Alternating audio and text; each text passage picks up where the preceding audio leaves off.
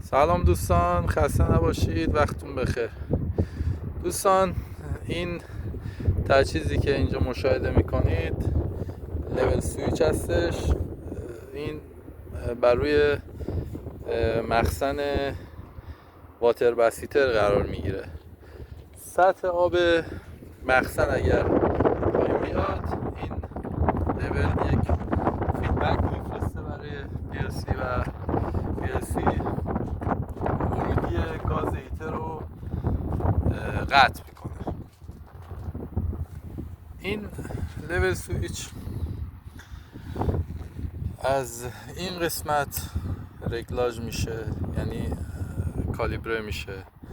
تنظیم این لول اینجا هست. شما این پیچ تنظیم رو میتونید کم و زیاد کنید و این لول رو از اینجا